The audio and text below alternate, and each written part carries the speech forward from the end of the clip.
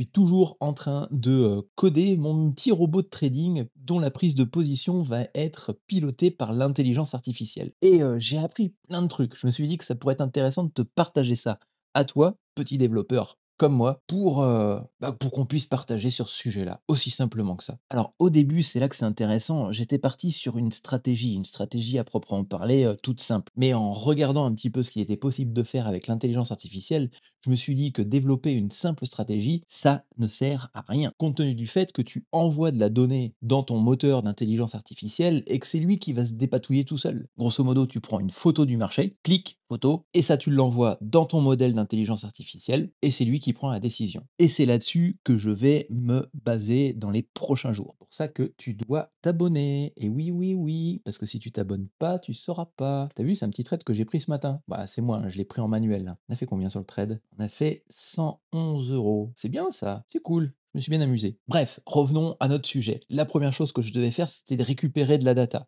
Je me suis créé un petit notebook. Tu connais pas les notebooks, bah, c'est tout simplement un outil avec Jupyter dans lequel tu peux faire exécuter du script Python. Pour le coup, je me suis installé une petite extension sur VS Code et je code tout à l'intérieur. Et donc, dans un premier temps, je me suis fait un petit notebook qui va se connecter à ma plateforme de trading, qui va récupérer les différentes informations et qui va me créer un petit fichier CSV avec les données dont j'ai besoin. Tu vois, à la fin, ça te donne un petit fichier tout simple comme ça. Bon, pour l'instant et pour l'exemple, je n'ai pris que 200 chandeliers en arrière. Ah, peut-être que ça te parle pas, les chandeliers. Regarde bien. Ça, c'est un chandelier. Ça, c'en est un autre. Ça, c'en est un autre. Et ben, j'en ai pris 200 comme ça et je les ai tous rassemblés dans un fichier CSV. À partir de là, j'ai créé un autre notebook qui, lui, se charge uniquement de gérer l'intelligence artificielle, ou tout du moins d'entraîner mon intelligence artificielle. Et autant te dire que pour faire ce petit notebook et bien le comprendre et bien l'assimiler, j'ai passé quelques petites heures à discuter avec mon meilleur ami, ChatGPT. La première chose, c'est de récupérer les différentes informations et de les afficher simplement. Voilà, c'est un truc tout bête.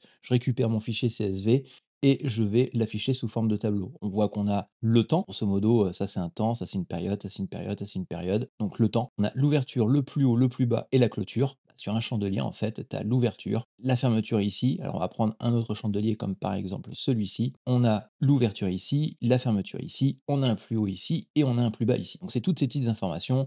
On a des tics volumes, mais je ne vais pas rentrer dans les détails. Je l'ai déjà dit hein, dans les autres vidéos, mon objectif, c'est pas t'apprendre à trader, c'est vraiment de se concentrer sur comment construire un petit bot de trading tout simple. Et la deuxième étape, une fois que tu as formalisé tes données, que tu les as bien structurées, que tu les as bien récupérées, c'est de te construire ce qu'on appelle un vecteur. Un vecteur, qu'est-ce que c'est? C'est tout simplement des inputs, des entrées que tu vas aller injecter plus tard dans ton modèle d'intelligence artificielle. Grosso modo, tu vas trier ta donnée une deuxième fois. La première, c'est ta donnée brute, bien standardisée, et la deuxième, c'est une donnée qui va plaire à ton modèle d'intelligence artificielle. Et là, l'idée, c'est de faire un petit state vector, donc un état, une fenêtre de vecteur. Waouh, je suis en train de regarder dans le retour de cam comment je suis rouge. J'ai passé ma journée à la plage. Ça picote un peu. Revenons au sujet. Ici, on a créé un petit vecteur avec une petite unité de temps dans lequel on va aller récupérer les 10 derniers chandeliers. Un, 2, 3, 4, 5, 6, 7, 8, 9, 10. Donc une période de 10 derniers chandeliers. Mais ce qu'on va faire, c'est que ces 10 derniers chandeliers,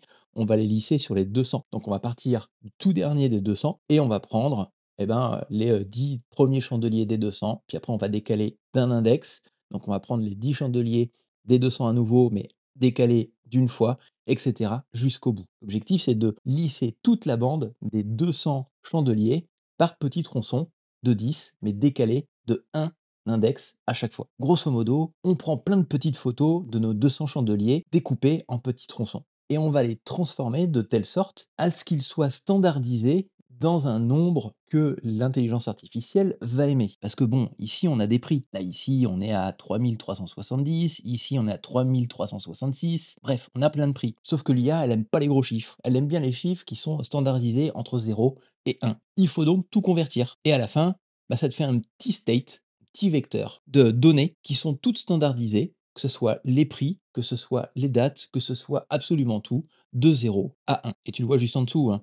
Là, ici, on a la liste des prix, donc c'est 0,33, 0,33, donc ça bouge pas beaucoup parce que c'est quasiment les mêmes prix. Et puis si tu arrives au bout, on se retrouve avec d'autres chiffres, 0,047 ou 1, qui sont des chiffres standardisés pour pouvoir après entraîner notre modèle de données. Une fois qu'on a tout ça, qu'est-ce qu'on va faire? Eh bien, on va standardiser notre petite photo, mais on va rajouter autre chose en plus, c'est qu'on va prendre une décision. Là, dans mon exemple, je prends une décision complètement aléatoire. C'est soit j'achète, soit je vends. Et je fais la différence entre les deux à la fin et je ferme ma position et ça me donne un résultat. L'objectif, c'est d'avoir une photo, c'est d'avoir une action et d'avoir un résultat. On a trois grands domaines. Ici, je me suis fait une petite fonction. C'est soit tu prends un achat, soit tu prends une vente, soit tu ne fais absolument rien du tout. Et ça, je vais le mettre dans une petite moulinette où je vais reprendre tous mes 200 chandeliers en une seule fois, boucler dessus, créer des vecteurs, prendre la décision d'acheter ou de vendre et de me rajouter un state, un action, un reward, donc la récompense,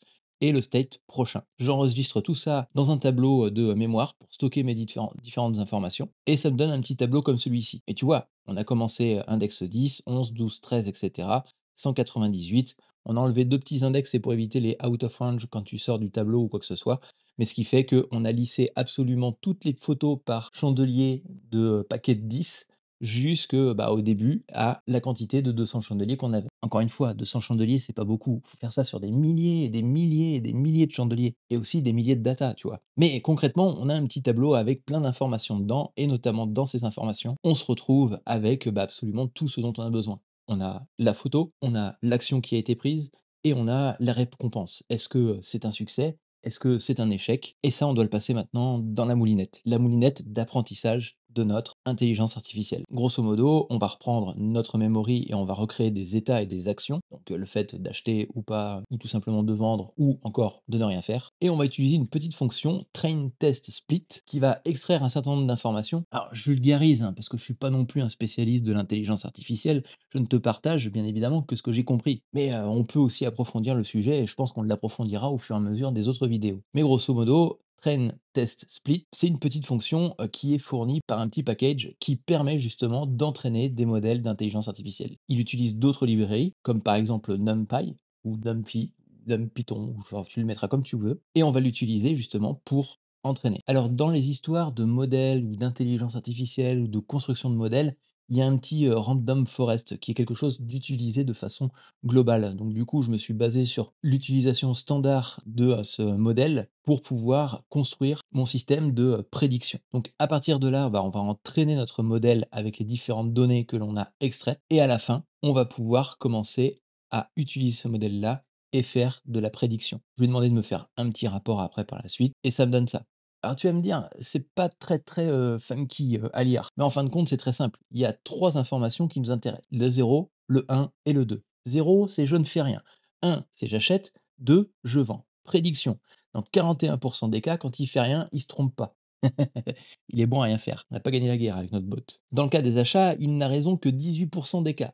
Mais encore une fois, il faut bien comprendre un truc. Ici, on n'a fait que tester l'entraînement d'un modèle d'intelligence artificielle. On n'a pas encore mis de stratégie en place, on n'a pas encore mis des inputs qui soient corrects en place pour pouvoir entraîner notre modèle. C'est pour ça qu'on a des résultats claqués au sol. Et dans le cas d'une vente, il a raison à 50.